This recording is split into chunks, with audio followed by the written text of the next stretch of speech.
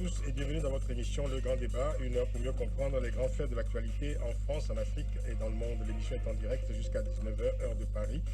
Pour nous joindre au téléphone à partir de 18h30, c'est le 01 55 07 58 00 depuis la France, ou le 0033 1 55 07 58 00 depuis d'autres pays dans le monde. Vous pouvez bien sûr intervenir comme d'habitude en direct sur notre page Facebook, facebook.com/Le Grand Débat. Africa numéro 1, le grand débat. Dans le grand débat aujourd'hui, élection à huis clos au Congo-Brazzaville. On le savait, 2016 sera une année très électorale en Afrique, mais les élections se suivent et ne se ressemblent pas. Au Congo-Brazzaville, la communication coupée, un pays isolé du monde, des rumeurs de tension et d'état de siège. Un candidat, Jean-Marie Michel Mokoko, convoqué par les services de sécurité à la veille du scrutin. Et l'opinion qui s'interroge sur cette drôle d'élection qui s'est déroulée au Congo-Brazzaville le 20 mars dernier. 2 jours après la tenue du scrutin, la commission électorale a annoncé des résultats partiels créditant le chef de l'État sortant, Denis Sassou Nguesso, de 67% des voix, ce qui pourrait présager d'une victoire dès le premier tour, ainsi que l'espérait le pouvoir. Contestation dans le camp de l'opposition qui avait mis en place, avant le scrutin, une commission technique électorale en vue de contrôler les résultats. Les lendemains d'élection sont chargés d'incertitudes au Congo-Brazzaville. Analyse et décryptage dans cette émission, dans ce grand débat. L'émission réalisée par Hélène Bizio. Le grand débat sur Africa numéro 1. Le grand débat. Retrouvez également le grand débat sur facebook.com/le grand débat. Bienvenue à nos amis sur Facebook. On va les citer: Christ Désiras, Abdul Aziz Maïga, Yam Antoine Fils, Bobby Arius, Liliana Tofan, Beniti Harvey Rama Nkunku, Iyagi Sako, Yves Siroko, Junior Elaka, Jocelyne Dassi Wadge et Vieux Boss. Merci d'avoir rejoint la communauté des co-débatteurs du Grand Débat sur facebook.com/le grand débat. Beaucoup de messages déjà sur notre page Facebook pour cette émission. J'aurai l'occasion d'en lire quelques-uns tout à l'heure. Et comme chaque jour désormais, une pensée forte au début de cette émission à tous ceux qui au Burundi sont exposés aux pires violences depuis plusieurs mois. Sans transition, notre débat, le Congo-Brazzaville. Le grand débat, analyse, décryptage, coup de gueule, commentaires. Le grand débat sur Africa numéro 1. Alors que la communication a été coupée sur décision des autorités et que le pays demeure isolé du reste du monde, une question revient au sein de l'opinion internationale et sur les réseaux sociaux. Que se passe-t-il donc au Congo-Brazzaville depuis dimanche dernier, date du premier tour du scrutin présidentiel? Nos invités pour débattre de cette drôle de situation au Congo, Benoît Koukébéné, bonsoir. Bonsoir. Benoît Koukébéné, vice-président de l'Union panafricaine pour la démocratie sociale, l'UPADS, ancien ministre des hydrocarbures du Congo, président de l'ONG Téléma et fondateur de Radio Téléma, première web radio du Congo. Nous sommes également en compagnie de Emmanuel Okamba, bonsoir. Bonsoir. Emmanuel Okamba, maître de conférence en sciences de gestion et membre du laboratoire de l'Institut de recherche en gestion de l'Université Paris-Est, dans la Vallée, président de la Fédération Europe du Parti congolais du travail, le PCT, parti au pouvoir. Et nous sommes au téléphone avec Adrien Ouabaloukou. Bonsoir. Bonsoir. Adrien Ouabaloukou, président de la Convention des démocrates indépendants. Ma première question pour vous, monsieur le ministre Benoît Koukébéné. Alors, c'est la question que tout le monde se pose depuis 3 jours. Que se passe-t-il exactement au Congo-Brazzaville? Depuis dimanche dernier, le pays est isolé du monde. Les résultats ont été publiés dans le stade, dit-on, partiel par la commission électorale hier. Aujourd'hui même, en fin de matinée, le FOCAD, c'est la plateforme de l'opposition, a tenu une conférence de presse pour dénoncer ces résultats et publier elle-même ses propres résultats, puisque la plateforme de l'opposition a mis en place cette commission électorale, cette commission technique, électorale technique. Hein. Voilà. Que se passe-t-il exactement aujourd'hui? Ce qui se passe d'abord, c'est ce qu'on s'y attendait. La ville est complètement quadrillée par les forces de police et les forces militaires pour des raisons que nous ignorons. D'ailleurs, depuis toujours, j'ai toujours déploré l'organisation de ces élections, le déroulement même de ces élections, sous couvre-feu, pas de téléphone, pas d'électricité, pas de SMS, enfin, la ville est complètement sous état de siège en fait. Donc c'est curieux, on ne l'a jamais vu. Même dans les pays les plus totalitaires, on n'a jamais vu organiser les élections sous cette forme-là. Bon, ça ne m'étonne pas puisque nous sommes en présence d'un tyran, c'est pas étonnant. Alors, c'est curieux parce que je n'ai cessé de dire que dans des élections normales, sans faute, Sassou Nguesso ne peut pas gagner les élections. D'ailleurs, le communiqué qui nous a été donné par la plateforme de l'opposition montre bien que Denis Sassou Nguesso ne peut pas gagner. Parce que dans les plus grandes villes du pays, dans tous les départements du pays, ce sont les candidats de l'opposition qui sont en tête aujourd'hui au moment où je vous parle. C'est ce que dit en tout cas la plateforme. Voilà, il faut dire qu'il y a une confrontation là entre les chiffres de la commission électorale officielle et la commission technique de la plateforme qui dit que par exemple à Brazzaville et dans le pool, hein, le candidat Brice Parfait Kolela vient très largement en tête. Puis à Pointe-Noire également, et dans le département du Kouilou, c'est le candidat Jean-Marie Michel Mokoko qui arriverait en tête. Alors évidemment, quand on voit évidemment les chiffres, les indications fournies par la plateforme, c'est en totale contradiction avec les résultats qui ont été publiés hier et qui sont restés partiels, hein, parce que ceux qui ont été publiés hier, ces résultats par la commission électorale, donnant 67% des voix à Denis Sassou Nguesso, indiquaient que les résultats de Pointe-Noire n'avaient pas encore été enregistrés. Ben, nous venons de leur donner les résultats de Pointe-Noire de toutes les manières. À Pointe-Noire, sont en tête Jean-Marie Michel Mokoko et Guy Brice Kolela.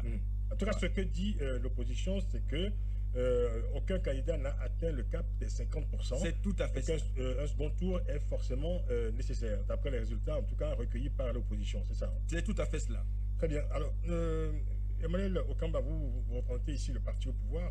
Je me souviens la veille du scrutin, j'avais reçu plusieurs appels de personnalités politiques du Congo qui me disaient ne nous oubliez pas, notre pays sera coupé du monde à partir de dimanche, on s'apprête à vivre des jours difficiles. Dites-moi, pourquoi les autorités ont-elles décidé de couper toutes les communications? Est-ce qu'il y avait des menaces sécuritaires particulières au Congo-Brazzaville? Alors, permettez-moi d'abord d'adresser les condoléances aux victimes des attentats, aussi bien en Europe qu'en Afrique. Tous ceux qui ont été victimes de djihadistes et de toute forme de violence, qu'elle soit politique ou qu'elle soit religieuse. Vous savez, au Congo, les élections se sont bien passées. Il y a une commission qui a été mise en place et je pense que cette commission n'a pas encore enregistré des contestations de tel ou tel parti. Alors, la contestation est là quand même. Le communiqué publié cet après-midi par la plateforme de l'opposition est quand même très éloquent. C'est une contestation massive. Il est évident qu'il y a des problèmes de sûreté et que les chars ou les militaires et les policiers qu'on voit dans les rues, c'est pour assurer la sécurité de tous, y compris de l'opposition. Mais est-ce qu'il y avait une menace sécuritaire majeure dans le pays? Il y a une menace. Laquelle? Ah bon? Il y a une menace puisqu'il y a une forte agitation. Depuis quand? Qui couvait depuis un certain moment. Qui couvait, mais il n'y a pas eu d'agitation. Qui couvait. Donc là, il n'y a pas d'armes, il n'y a pas de tir, il n'y a pas de coup de feu dans Brazzaville. Oui. Bon, donc il est tout à fait normal que les autorités prennent des dispositions. Ceux qui nous écoutent, qui ne connaissent pas le Congo-Brazzaville, voudraient bien comprendre parce que, en général, ce genre de dispositions, hein, quand on coupe les communications, service minimum de radio-télévision, pratiquement, je dirais, une sorte d'état de siège, ce genre de dispositions s'applique généralement quand il y a un coup d'État ou en cas d'insurrection ou d'état de siège, justement. Pourquoi le pouvoir a pensé nécessaire de recourir à ce type de mesures? C'était ça ma question. Il n'y a ni coup d'État, ni menace majeure dans le siège au Congo. C'est juste une mesure de sûreté pour rassurer que les élections se passent. Pourquoi dans les autres pays africains où il y a des élections, il n'y a pas à chaque fois des coupures de communication, vous savez, des chars d'assaut dans la rue? Chaque pays a son histoire, ses réalités. Il s'avère qu'au Congo, nous avons connu une guerre. Tous les pays n'ont pas connu cette guerre en 97 et 98. Oui, la guerre de 97. Il y a 20 ans. Et ça, c'est encore présent dans les mémoires. Et les cicatrices ne sont pas complètement fermées. Je me souvenais quand même qu'en 2002 et en 2009, pendant les élections Congo-Brazzaville, il n'y avait pas toutes ces dispositions. Il n'y avait pas tout ça, le contexte n'était pas le même. Il n'y avait pas autant d'agitation, il n'y avait pas des officiers qui ont été arrêtés quelques jours avant les élections, il n'y avait pas tout ça. Donc, le contexte étant celui-là, permettait que les autorités qui sont sur place prennent des mesures de sûreté pour assurer la sécurité de tous, y compris des membres de l'opposition. D'accord. Adrien Ouabalokou, vous êtes avec nous au téléphone, président de la Convention des démocrates indépendants. Vous avez écouté Emmanuel Okamba. Est-ce que vous pensez que cette disposition était nécessaire et justifiée aujourd'hui au Congo? Est-ce qu'il y avait des menaces particulières au Congo pour justifier ces mesures? Oui, j'ai écouté les deux frères congolais. Je suis un peu surpris par notre frère du PCT qui parle de sécurité. Le seul à détenir les armes au Congo, c'est Denis Sassou Nguesso. Alors je pense qu'il faudra aller vraiment chercher le nouveau président dans les fonds des Girondes. Ce ne sera pas le cas de M. Denis Sassou Nguesso. C'est très facile de commencer par donner des condoléances pour les victimes d'autres pays, alors que les Congolais qui ont tombé pour la démocratie au pays, le président de la République et le PCT n'a pas eu de moindre mot. Alors, ce qui est grave dans notre pays, je pense qu'il faut l'admettre que ça fait 32 ans qu'il est au pouvoir. Je pense que c'est trop. On nous a affirmé qu'il fallait changer la constitution, pas pour un seul homme. On se rend compte bien que c'était pour M. Denis Sassou Nguesso. Alors, M. Sassou Nguesso, il ne faut pas qu'il joue à l'enfantillage. Après le coup d'État de 1997, il avait choisi une transition flexible qui était suivie d'un changement de constitution avec un régime non un régime présidentiel dur. C'est-à-dire il s'est arrogé tous les pouvoirs. Elle était d'accord. C'est comme un enfant, je veux tout le gâteau, après d'un coup, j'ai un petit ventre, il veut partager le pouvoir. Il s'agit de cela.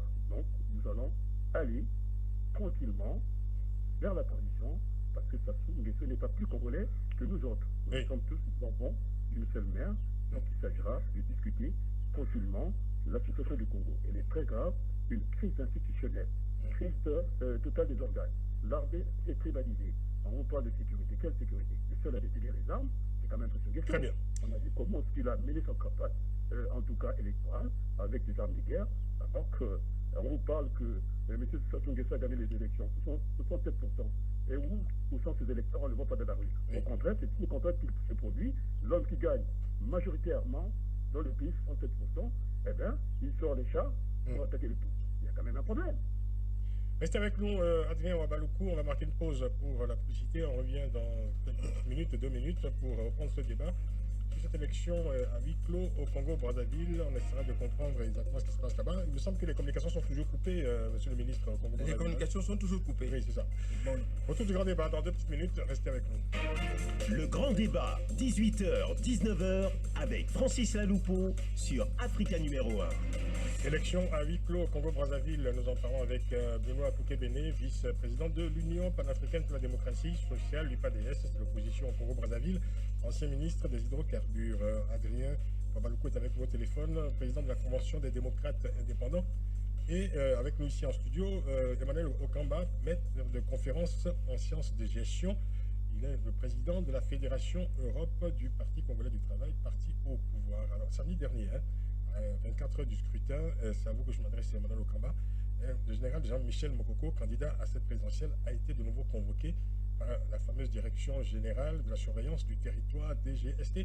Alors, comment avez-vous interprété cette convocation? Parce que, voilà, est-ce qu'il y avait déjà comme ça une sorte de signes avant-coureurs de tension? Que craignait le pouvoir? Non, le pouvoir ne craint rien. Je pense que c'est une procédure. Mais quel signe vous envoyez une procédure à l'opinion normale quand on convoque un candidat la veille d'une élection? C'est ça? C'est une procédure normale puisque cette procédure a été engagée avant la tenue des élections. Donc, M. Mokoko doit, me semble-t-il, périodiquement se rendre auprès de la justice. Oui. Mais personne n'ignore l'impact politique quand même, le fait de convoquer un candidat à la présidentielle la veille d'un scrutin par les services. Ce n'est qu'une procédure. Donc, M. Mokoko, général Mokoko sait pertinemment qu'on ne l'a pas arrêté, qu'on ne l'a pas mis en prison, mais c'est une procédure. Il a refusé de s'y rendre. C'est une formelle. Est-ce qu'il lui est arrivé quelque chose? C'est ça. Il lui est arrivé quelque chose? Oui. Comment vous avez interprété cette convocation, Benoît Koukébéné? Mais cette convocation rentre dans le cadre des intimidations que Denis Sassou Nguesso ne cesse d'exercer sur les opposants. Il faut bien se souvenir que même avant le référendum, il avait assigné à résidence tous les principaux opposants. Ils n'avaient même pas le droit de partir d'une ville à une autre. Ils étaient assignés à résidence déjà à cette époque-là. Il n'y avait pas Jean-Marie Mokoko qui s'était encore déterminé. Jean-Marie Mokoko est apparu au mois de février. effectivement, le Jean-Marie Moukoko lui fait énormément peur. C'est le candidat qui l'inquiète le plus. Bon, de toute façon, nous sommes dans une plateforme. Donc, C'est pas ce qu'ils disent en face. Hein. Ils ont toujours dit qu'ils craignaient personne. ah oui. Mais écoutez, je venais de vous dire que nous sommes en présence d'un tyran. Je voudrais, si vous me permettez, vous donner les caractéristiques d'un tyran. D'abord, la tyrannie, selon Aristote, c'est la dégradation de la royauté. Un tyran se manifeste par quoi? Un tyran, c'est le pouvoir absolu. Les institutions, c'est lui. Le Parlement, c'est lui. La justice, c'est lui. Tout, c'est lui. C'est ça, le tyran. Mais à quoi c'est l'opposition alors au Congo-Brazzaville, puisque l'opposition était quand même en campagne pendant plusieurs semaines? Mais le Ouais. tyran, Oui. mais je n'ai pas fini de vous donner les caractéristiques du tyran. Oui. Le tyran tolère aussi l'opposition? Le tyran, il le tolère pour la forme. Au fond, il n'aime pas l'opposition. Parce que le tyran n'aime pas les contestations. D'abord, le tyran ne veut pas quitter le pouvoir. Il ne veut pas quitter le pouvoir. C'est pour ça que vous voyez qu'on nous sort des résultats fantaisistes, n'est-ce pas, par la CENI, des résultats que nous contestons. D'ailleurs, c'est des résultats partiels, mais nous attendons les résultats définitifs. Oui. Dans notre camp, nous avons, n'est-ce pas, par notre commission électorale technique, hein, nous avons des résultats sortis des urnes, des résultats sortis des dépouillements, des résultats sortis de l'émargement de l'émargement des listes électorales. Alors, comment expliquez-vous ces résultats? Alors, je rappelle hein, que la commission électorale officielle crédite Denis Sassou Nguesso de 67% des voix. Arrive ensuite Parfait Kolela qui est crédité, lui, de 16,81% des voix précisément. Et Jean-Marie Michel Bokoko, lui, 7,5% des voix. Mais nous contestons cela. Alors, sur quels éléments matériels probants hein, vous vous basez pour contester ces résultats? Mais c'est parce que, justement, nous avons mis le comité technique en place, c'est pour être présent dans les bureaux de vote, pour être présent au dépouillement, pour lire les procès-verbaux. C'est sur cette base que nous faisons cela. Voilà. Donc, nous ne faisons pas des choses en l'air. C'est sur cette base que nous faisons là. Donc, nous attendons. Nous savons d'ores et déjà, comme je venais de vous le dire, dans toutes les grandes villes, dans tous les départements, ce sont les candidats de l'opposition qui sont en tête. Je ne peux pas vous donner des chiffres. J'attends les chiffres officiels, d'abord de la CENI, et nous communiquerons nos chiffres après. Qu'est-ce que vous pensez des chiffres publiés par cette commission technique de l'opposition, Emmanuel Okamba? Le problème, c'est que cette commission technique n'a pas publié de chiffres. Elle a juste indiqué que dans telle ville, un tel est arrivé en premier, un tel est arrivé en premier, etc. Ce ne sont pas des chiffres. Justement, ce sont ce genre d'informations qui peuvent mettre le pays en feu. Oui. Parce qu'ils ne donnent rien. Non, dans le communiqué, c'est un résumé en fait des compilations. Hein. Oui, parce que voilà. Les compilations n'indiquent qu'un tel est arrivé en tête, un tel est arrivé en tête. Mais on n'a pas le classement des indications données par Vous n'avez pas lu le communiqué. Vous n'avez pas vu les chiffres d'ailleurs. Vous avez vu le communiqué, mais vous n'avez pas vu les éléments qui ont précédé le communiqué. Parce que ces éléments se basent sur des formulaires et procès-verbaux de transcription de bureau de vote. Oui. Alors, quelles sont les proportions? Qui est arrivé en tête et de combien % Mais j'ai les proportions. Vous voulez que je vous donne les proportions? Demandez à Benoît Kokebene. Oui, moi je veux bien. Parce que sur le communiqué qui est sur Internet, il n'y a pas de proportion. Mais je peux vous donner les proportions. Sinon, ça relève de l'intox, tout simplement. Non, pourquoi? Le peuple a besoin de quelque chose. Mais la chose, elle est claire. Mais pas quelque chose les résultats que nous donnons sortent, n'est-ce pas, des procès-verbaux. Nous ne donnons pas de résultats fantaisistes. Mais de quels procès-verbaux? Mais les procès-verbaux sortis... Élaborés par vous-même? Non, sortis des bureaux de vote. Desquels? Parce que les bureaux de vote... Vous soupçonnez l'opposition de fabriquer des procès-verbaux, monsieur des bureaux Okamba? de vote. Là, on a quand même un doute sérieux. Parce que Votre difficulté aujourd'hui, c'est que donnez-nous les proportions si vous les avez. on ne vous a pas laissé faire ça par vous-même. C'est ça votre difficulté aujourd'hui. Cette fois-ci, vous êtes coincé parce que nous sommes toujours présents dans les bureaux de vote. Hein? Quelles sont les proportions? Qu'est-ce qui est arrivé en tête? Avec combien? Et M. Moukoko n'était pas le seul candidat. C'était 9 quand même. Hein? Ah oui. Et d'après les données qui nous sont fournies, c'est que chaque fois, on cite quelqu'un qui est arrivé en tête, mais on ne sait pas qui est arrivé en deuxième ou en troisième position. Je vous donne les proportions. Avant que vous donniez les proportions, Mme Kokebene, prenez votre temps. Écoutez, vous avez beaucoup de papiers devant vous, donc mettez tout ça en ordre. On apprend là, à l'instant même, que l'envoyé spécial du journal Le Monde, Christophe Chatelot, ainsi que 2 envoyés spéciaux de l'agence France Presse de l'AFP ont été agressés aujourd'hui même, cet après-midi, en début d'après-midi, à Brazzaville. Les 3 reporters sortaient d'un point de presse, d'un point de presse avec le général Jean-Marie Michel Mokoko, et l'un des opposants donc au président congolais, l'un des candidats à cette élection présidentielle. Alors, ce que je lis en tout cas, c'est qu'il s'agit de 4 hommes en civil qui se sont présentés comme des policiers. Leur ont asséné des coups donc, aux reporters, des coups de poing, et se sont saisis de leur matériel, caméra et carnet, ainsi que de leur passeport sans donner d'explication. Voilà un peu l'ambiance actuellement à Brazzaville. Je vous la prends en direct, Emmanuel. Le régime d'un tyran, c'est ça. Nous apprenons l'information en direct, donc on ne sait pas quelle est l'identité de ces assaillants. Voilà. C'est vraiment regrettable que des scènes comme ça se produisent, parce que le Congo n'a pas besoin de ça. Surtout pendant un scrutin qui devrait être maintenant apaisé. Hein. Jusque-là, il n'y a pas eu ce genre d'incident. Vous convenez très bien qu'il n'y a pas eu d'incident majeur jusqu'ici. C'est pour ça qu'on se demande, je reviens au début, je voudrais vous rappeler, je posais au début, pourquoi avoir mis, je veux dire, tous ces chars dans la rue, pourquoi avoir coupé les communications, Internet, SMS, alors que vous dites vous-même qu'il n'y avait pas de menace majeure. Voilà. Les menaces majeures, je veux dire que devant les... les lieux de vote, il n'y a pas eu d'agression. On va écouter les chiffres de l'opposition. Nous avons suivi tous en direct l'agression subie par des journalistes. Ça ne peut pas être fait par nous, puisqu'ils sont venus pour couvrir, n'est-ce pas, notre communiqué. Alors, je vous donne quelques proportions par rapport à nos estimations actuellement. L'Ikoala,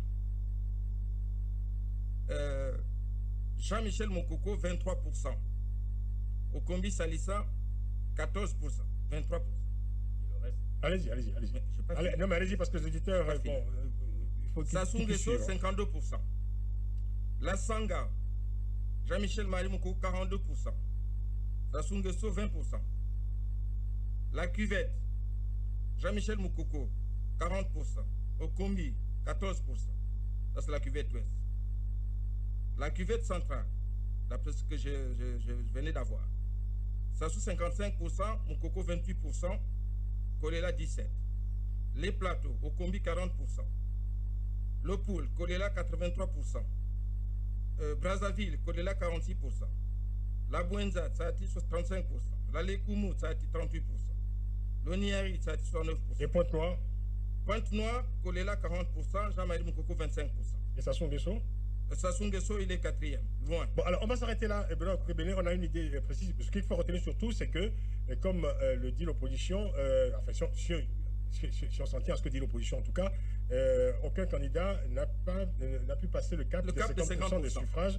Par conséquent, un deuxième tour est obligatoire. Est obligatoire, dit l'opposition. Ouais. On continuera d'en parler après la publicité. Vous aurez l'occasion évidemment de réagir, Emmanuel Okamba. On écoutera aussi évidemment Adrien Ouabaloukou qui est également au téléphone. Restez avec nous. À tout de suite. De 18h jusqu'à 19h, le grand débat avec Francis Laloupeau sur Africa numéro 1. Élection à huis clos Congo-Brazzaville. Que se passe-t-il donc au Congo depuis dimanche dernier? Nous essayons de comprendre avec nos invités. Benoît Kokebene, ancien ministre, vice-président de l'Union panafricaine pour la démocratie sociale, l'UPADS. Adrien Ouabaloukou est avec nous au téléphone, président de la Convention des démocrates indépendants. Et Emmanuel Okamba, président de la Fédération Europe du Parti congolais du travail. On va demander à Adrien, avant de rejoindre Adrien Ouabaloukou au téléphone, Emmanuel Okamba, vous vouliez réagir, je crois, non? Oui, alors sur les chiffres que nous venons d'écouter, il est évident qu'on peut bien comprendre pourquoi les responsables politiques du Congo ont décidé de couper un peu les communications. Parce que les informations de cette nature ne sont pas de nature absolument à rendre les gens sereins. Vous voyez? Alors, il y a une commission officielle. On parle bien de la légalité des choses. La commission à laquelle l'opposition a participé.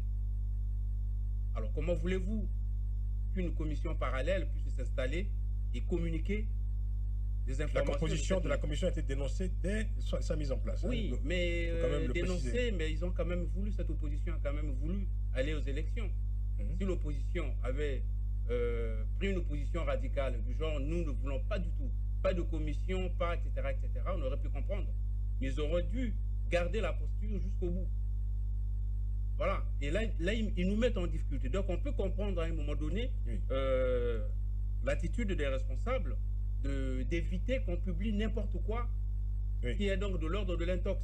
Oui. Vous voyez? Vous voulez dire que c'était des mesures préventives? Mais absolument. Ah oui. Et là, ça se justifie, vous voyez. Donc, il a fallu aussi, vous voyez, les journalistes qui viennent d'être agressés. Oui. bon, s'il y avait à côté d'eux les responsables de la sécurité, je pense qu'il n'y aurait pas eu ce genre de choses. Bah, C'est écoutez, pour ça que dans la ville, vous voyez partout, vous voyez dire qu'il faut pour mettre éviter ce genre de Vous choses. voyez dire qu'il faut mettre un policier derrière chaque personne qui se trouve On ne dans pourra un pays. pas le faire parce qu'il y a quand même beaucoup d'habitants au Congo, 4 millions environ. On ne peut pas mettre un policier derrière chaque habitant, c'est pas Oui, possible. dans aucun pays. Mais au moins, assurer le maximum de sécurité Oui. pour éviter ce genre de choses. Parce que ceux qui causent ces incidents, croyez-moi, ce sont ceux qui ne veulent pas la paix au Congo. Oui. Voilà. Ah oui. Voilà, ce sont ceux qui ne veulent pas la paix, parce que ceux qui veulent la paix ne feront pas ça, ils ne donneront pas ce genre de données, parce qu'il aurait fallu attendre un moment précis où on donne les données de façon légale. Nous sommes quand même un pays organisé, avec des institutions qui sont en place. Ça s'appelle un conflit post-électoral ou un conflit électoral tout court. Hein? Absolument. Oui, Donc s'il y a un conflit, il y a des instances judiciaires qui sont prévues pour ça, Et l'opposition est légitime à contester des résultats, vous comprenez? au moment opportun. Ah bon, Ah bon? il y a un moment Mais bien pour ça, sûr. quoi. Quel moment? Au moment opportun, C'est c'est-à-dire quoi quand le les moment résultats sont publiés. Ah bon? Même s'il y a des incidents pendant l'élection, on ne doit rien dire. Adrien Wabaluku, selon vous, jusqu'où peut aller cette confrontation entre deux lectures des résultats de cette élection présidentielle? Bien sûr. Mais je suis étonné pour mon frère qui est universitaire. Je pense que je ne souhaite pas qu'il soit écouté par ses étudiants. Que ça donne un peu de Je ne sais pas comment fonctionne votre téléphone, Adrien Wabaluku, Oui, parce donc, que je disais, le son est très sourd. Hein. Vous m'entendez? Voilà, c'est Donc, mieux là. je disais que, pour l'universitaire qui est en face de vos micros, je souhaite pour lui que ses étudiants ne lui écoutent pas, parce que quand même, quand on est universitaire, on doit être sérieux dans le débat. Alors, qui amène la brutalité dans l'élection? C'est quand même ce Denis Sassou Nguesso qui est armé jusqu'aux dents.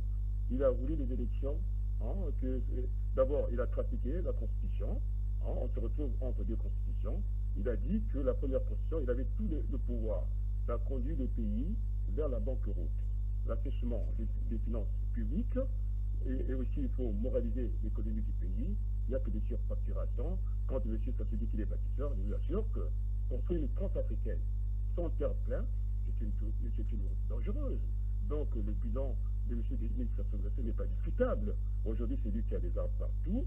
Il a même racketté ses propres concurrents, c'est-à-dire les gens qui sont candidats à l'élection présidentielle. Vous vous rendez compte que 25 millions, même en France, les pays qui est doté de beaucoup de moyens. Enfin, il n'a pas racketté ses propres. Non, on ne peut pas dire ça. Ça faisait partie des règles acceptées par tous. Hein. Avec l'argent des autres. Moi, je trouve que c'est malhonnête, c'est malsain.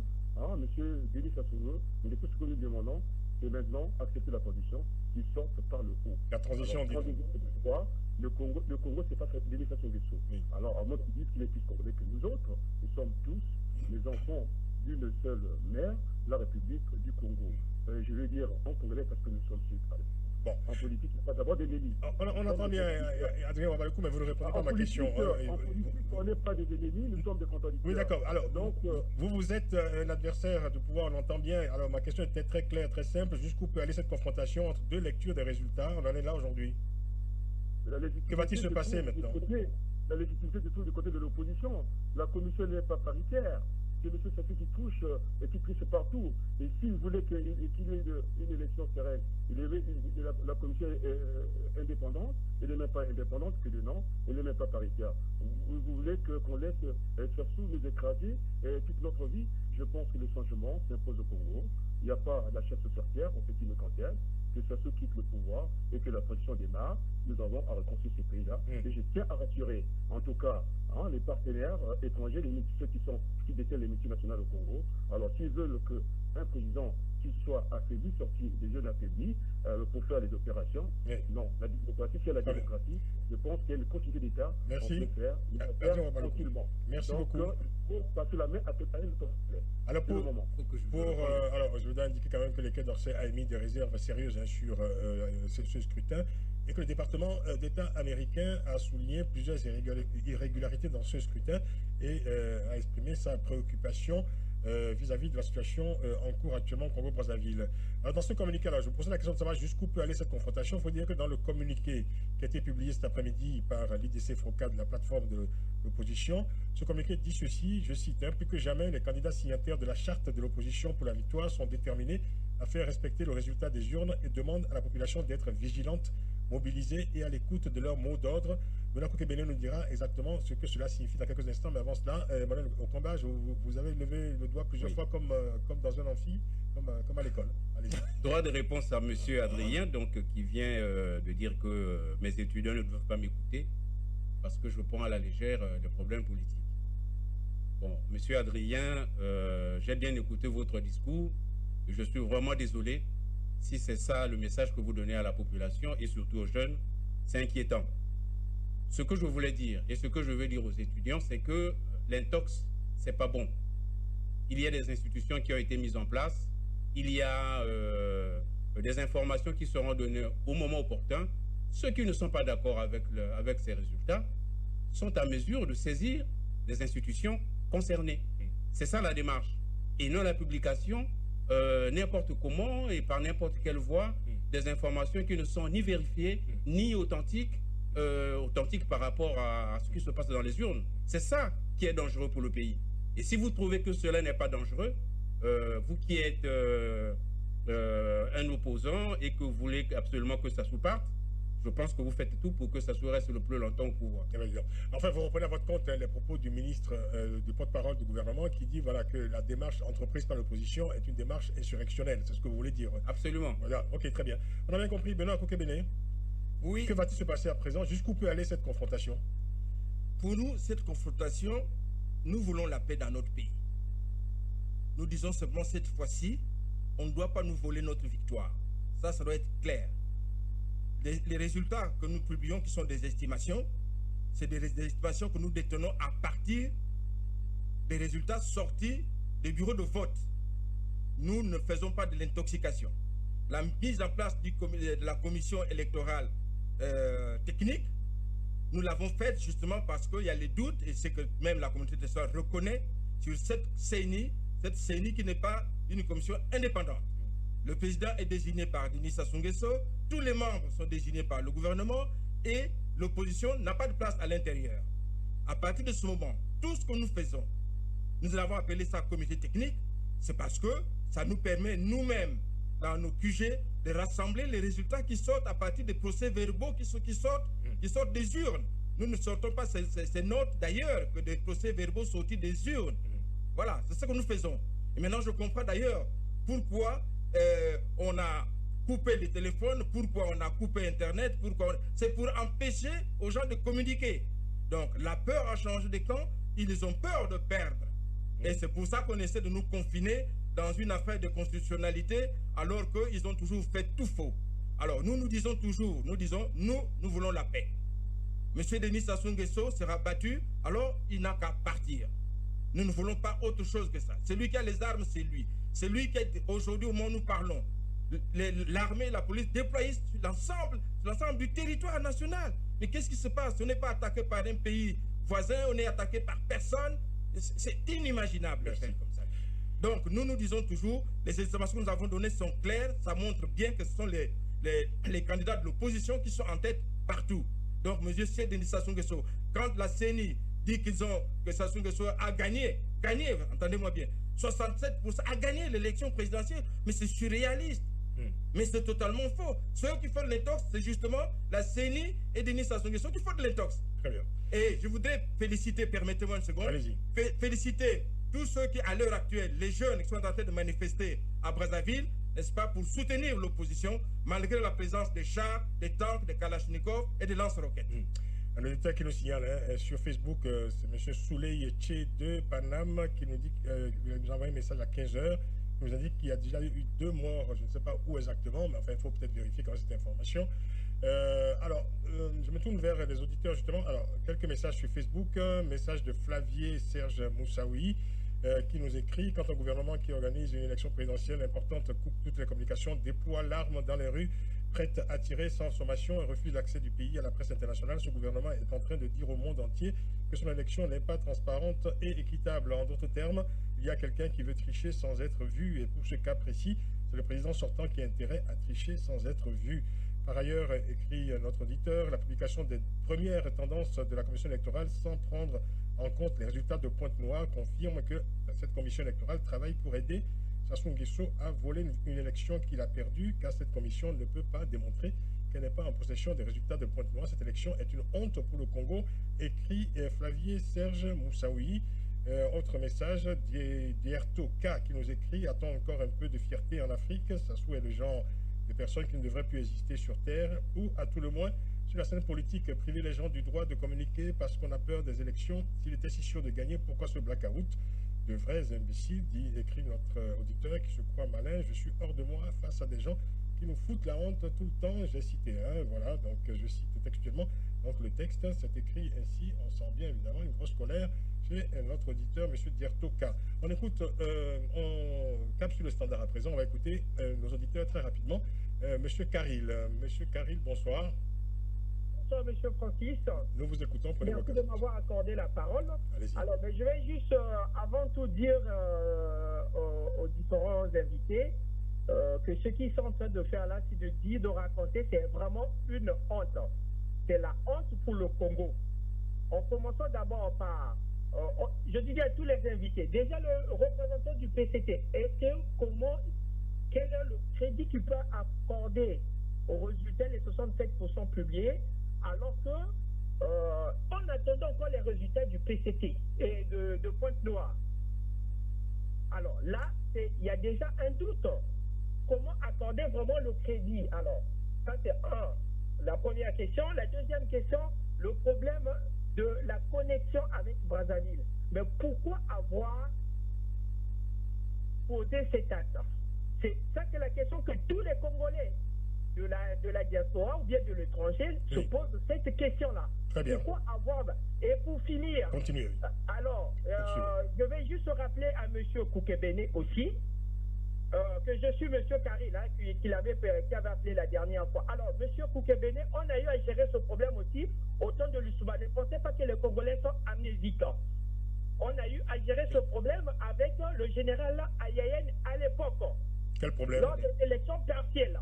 Ça, les Congolais n'oublient pas, M. Koukebene. Aujourd'hui, certes que vous êtes du côté de l'opposition, vous êtes là à beaucoup Quelles élections partielles? dénoncer tout ce que ça souffert, mais vous l'avez fait aussi lors des élections partielles. Avec la commission gérée par le général Ayayen à l'époque, qui avait même créé des tensions au niveau de Brazzaville. Ça, les Congolais ne l'oublient pas. Alors, donc, moi, je pense que si pour finir une proposition, oui, que le Congo a besoin peut-être d'un référendum, encore d'une conférence pour pouvoir réunir tous les Congolais. Une nouvelle conférence nationale, vous voulez dire? Voilà, une vraie conférence pour essayer de réunir les Congolais, essayer de relancer la paix au Congo. Aujourd'hui, M. Francis, ce que M. Koukebene est en train de publier, sans doute que c'est faux. C'est faux. Quand le monsieur dit, mais il n'y a même pas de précision sur les chiffres qu'il est en train de... Même vous, journalistes, je ne sais pas comment vous pouvez laisser ce monsieur publier ces genres de résultats. Bien, écoutez, ce sont des chiffres qui leur appartiennent, comme ceux que publie d'ailleurs la Commission électorale. Pour l'instant, nous assistons à une confrontation, à un conflit, évidemment. Oui. On verra le dénouement dans les prochaines heures ou les prochains jours. Ce qu'il est en train déjà de demander aux jeunes, c'est très dangereux. Ils sont habitués à créer ces gens de sorte que M. Koukebene vit en France avec sa famille. Très bien. Ce qu'il est en train de faire, c'est déjà un danger. C'est une façon. Mais lui, s'il veut marcher, il n'a qu'à aller à Brazzaville. Les autres opposants sont à Brazzaville. Merci, Caril. Oui, alors donc, juste pour dire que pour finir, moi je pense que tout ce qu'ils sont en train de dire, c'est vraiment une honte pour le Congo. Bon. Et les résultats des deux camps ne sont pas, nous n'accordons pas... Vous renvoyez les deux camps dos à dos, donc on comprend très bien. Voilà. Merci Caril, on marque une pause, on revient, on écoutera encore un éditeur et puis ensuite les conclusions de nos invités, conclusions forcément provisoires, bien sûr, à tout de suite. Jusqu'à 19h, le grand débat avec Francis Laloupeau sur Africa numéro 1. Élection à huis clos au Congo-Brazzaville. Le pays est toujours coupé du reste du monde, toujours isolé, pas de communication, à moins que ça ait été finalement levé. Si ce blackout a été levé entre-temps, signalez-le nous. Ce serait bien qu'on puisse le savoir, parce qu'il y a beaucoup de gens qui nous appellent aussi, qui aimeraient avoir des nouvelles de leur famille à Brazzaville ou à Pointe-Noire, en tout cas au Congo. Nous sommes accompagnés de Benoît Koukebene, Adrien Wabaluku et Emmanuel Okamba pour comprendre ce qui se passe actuellement au Congo-Brazzaville au lendemain de cette présidentielle du 20 mars dernier. On écoute un auditeur et on revient ici ensuite en studio. Monsieur Merlin, bonsoir. Bonsoir, merci de m'avoir accordé la parole. Allez-y, je vous prie.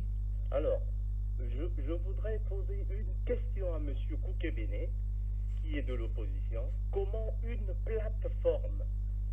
même plateforme qui a présenté 5 candidats qui se partagent les voix des électeurs comme une ristoune, alors comme dans une cantine, puisse revendiquer une victoire aussi soit-il, alors qu'en face, la majorité a présenté un seul candidat.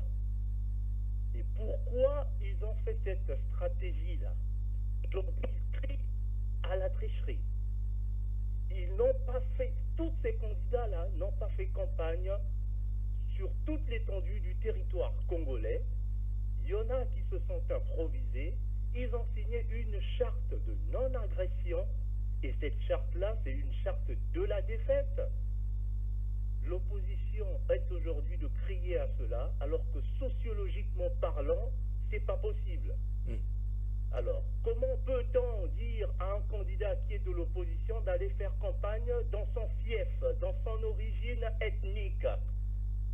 Donc, vous contestez les chiffres de l'opposition, c'est ça? Les chiffres de l'opposition sont farfelus, puisque la majorité a présenté un seul candidat, il n'y a pas eu d'éparpillement de voix, il y a la constance dans le mouvement, et Denis Sassou Nguesso, inéluctablement parlant, est favori.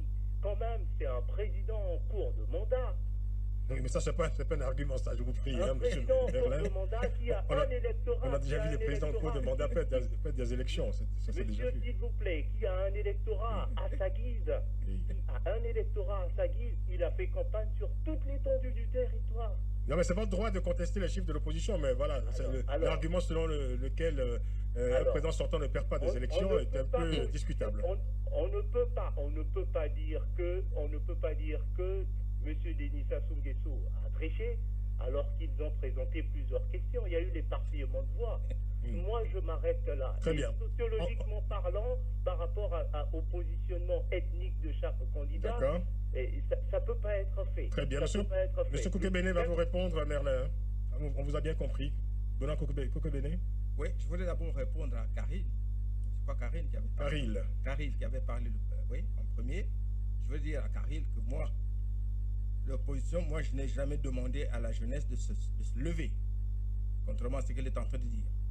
Je suis en train de lui dire qu'aujourd'hui, il y a la jeunesse qui soutient l'opposition et je félicite leur courage puisque c'est une ville qui est encadrée par des militaires, des policiers et que sais-je encore.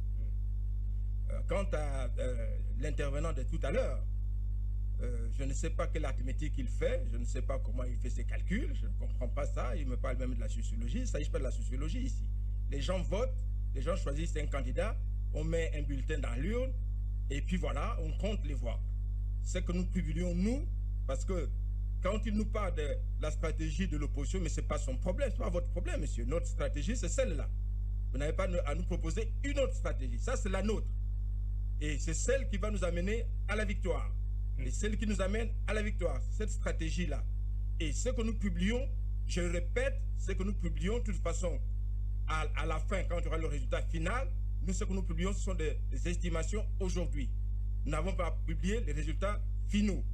Et nous disons ceci. Nous, actuellement, ce sont nos candidats, d'après nos estimations, qui sont en tête. Et ça, vous qui contestez, peut-être que le jour où on fera le décompte global, j'espère qu'on viendra nous opposer autre chose. Mais nous disons ceci. Les résultats que nous publions, c'est à partir des résultats sortis des urnes, monsieur. À partir des procès-verbaux qui ont été établis dans les urnes, monsieur. Nous ne publions pas des choses en dehors de cela. Donc, je ne sais pas sur quelle base vous pouvez dire que nos chiffres sont farfelus. Quant à votre sociologie, si je dois vous le rappeler, c'est M. Sassou Nguesso qui nous amène dans une sociologie incompréhensible. Et comme avait dit quelqu'un, le pays, c'est la risée de tout le monde. Regardez ce qui s'est passé au Bénin. C'est merveilleux ce qui se passe au Bénin. Mais quand on parle de la guerre, mais quand je prends un pays comme l'Angola, l'Angola a connu la guerre la plus terrible, la guerre civile la plus terrible qui existe. Mais comme là-bas, ils ont un chef qui comprend qu'il faut gérer le pays, eh bien aujourd'hui, il y a la paix dans ce pays. Aujourd'hui, en Angola, vous n'avez pas des opposants en exil à l'étranger. Il n'y en a pas. Aujourd'hui, Dos Santos gère bien son pays avec l'opposition, avec tout le monde. Mais M. Denis Sassou Nguesso n'a jamais voulu faire cela. Et je répète, c'est un tyran. Et le tyran, il se comporte comme ça. Le tyran, c'est quoi? C'est tout pour lui. Le tyran, c'est la jouissance. Le tyran, c'est le refus de quitter le pouvoir. Et aujourd'hui, il a peur. C'est pour ça que vous voyez les armes partout. Voilà, monsieur. Merci, Benoît Kokebene. On arrive à la fin de l'émission. Conclusion rapide. Madame Okamba, alors, quelle sera la valeur des résultats de cette élection avec un tel contexte? Parce qu'on parle évidemment de ces engins blindés qui quadrillent le pays. On a appris ce matin que le siège de campagne du candidat André Okombi Salissa, où des dirigeants de l'opposition tenaient une réunion, était encerclé par des forces de l'ordre. Enfin, il y a une ambiance de tension quand même. Voilà, au bout de ce parcours, quelle sera la valeur des résultats qui seront proclamés? Monsieur Francis, la campagne électorale s'est déroulée dans le calme. Je souhaiterais que les résultats soient publiés aussi dans le calme. Alors, s'il y a les responsables de l'opposition qui font ou leur meeting ou qui font leur réunion et qu'il y a la sécurité autour d'eux, je ne vois pas ce qu'il y a de mauvais puisqu'ils ne sont pas arrêtés. Personne n'a été arrêté, n'a été mis en prison. Vous avez une drôle de façon d'interpréter quand même le déploiement des forces de l'ordre. Mais oui, il y a les forces de l'ordre, mais la force de l'ordre n'est pas là pour les arrêter et les mettre en prison. Ils n'ont tiré sur personne.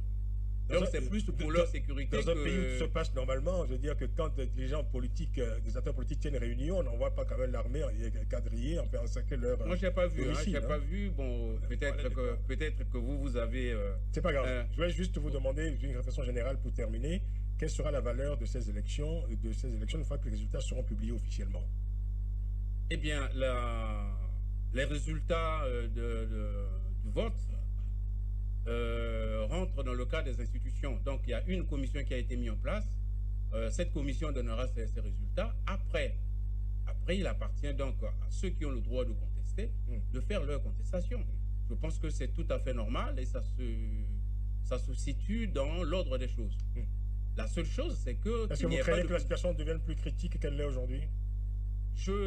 J'appelle quand même à l'intelligence de l'opposition et de la majorité. Je sollicitais votre intuition, tout simplement. Quelle est votre intuition? L'intelligence fait que on n'envisage pas, on ne veut pas qu'il y ait le pire au Congo. On veut que les uns et les autres se ressaisissent maintenant et qu'ils se mettent d'accord autour de la table et qu'ils publient les résultats qui apaisent très bien les consciences. Merci. Si je peux dire un petit mot. Oui, rapidement. C'est juste pour dire que l'opposition est sereine. L'opposition n'est pas pour les affrontements. L'opposition veut seulement des résultats justes. C'est tout ce que nous voulons. On ne veut pas qu'on nous fabrique des résultats qui ne sont pas des résultats sortis des urnes. C'est tout ce que nous disons. Si Sassou Nguesso remportait l'élection au bout de ce parcours, en fait, de cette confrontation entre vos résultats et ceux de la commission électorale, vous accepterez donc les résultats? Mais les résultats, nous disons ceci. Nous participons. Nous avons participé au dépouillement. Nous avons donc les résultats. Et nous attendons de voir quels sont les résultats que la CENI va nous proclamer. Personne n'a les résultats finaux pour l'instant. Non, les finaux, non. Nous avons donné des tendances. Oui. Nous avons donné des tendances. Mais si au bout du parcours, Sassou Nguesso remportait, qu'est-ce que vous feriez? Sassou Nguesso ne peut pas remporter. Vous inclineriez devant les résultats? Sassou Nguesso ne peut pas remporter ces élections. Celui qui parlait de sociologie, il ne sait pas ce qui se passe au Congo. Aujourd'hui, il y a Sassou Nguesso d'un côté et le peuple congolais de l'autre. Oui. Voilà, c'est tout. Est-ce que selon vos observations, vous, Sassou Nguesso ne peut pas remporter les élections? C'est impossible. Oui. Sauf s'il fraude. Oui. Que le meilleur gagne. Disons-le. Bon, je n'ai plus le temps de donner la parole à Adrien ou à Baloukou, à moins qu'il puisse conclure en 30 secondes, peut-être, Adrien. Oui, je peux conclure en 30 secondes. Allez-y. On parlait d'éparpillement de voix. Je pense qu'en sociologie, quand on n'a pas des éléments de comparaison, on peut comparer ce qui est comparable. Je prends le cas du Sénégal. Ils sont partis éparpillés. M. Wade n'est pas au pouvoir. Donc, cette sociologie de venir raconter un peu tout et n'importe quoi, c'est insupportable. À l'heure où les Congolais sont tombés, on fait des condoléances à l'étranger, on ne s'occupe pas de son propre peuple. Moi, je pense que c'est malheureux. Donc, je pense que ce qu'il faut attendre, le peuple, en démocratie, c'est le peuple qui est souverain, c'est celui qui prendra les décisions. Donc, en ce moment-là, on se mettra dans la rue pour barrer, en tout cas, la route à l'administration de Nguesso. Il faut qu'il se mette à la disposition du peuple. On verra, évidemment, on suivra la suite de cette actualité. Adrien Wabaloukou, merci beaucoup, président de la Convention des démocrates indépendants. Benoît Kokebene, merci beaucoup, ancien ministre, vice-président de l'UPADS. Merci à vous, Emmanuel Okamba, président de la Fédération Europe du PCT, Parti congolais du travail. On continuera évidemment à suivre cette actualité. Et on souhaite évidemment que tout cela se conclue de la façon la plus paisible possible. Bonne soirée à toutes et à tous, à l'écoute d'Africa numéro 1. Le grand débat sur Africa numéro 1. Le grand débat.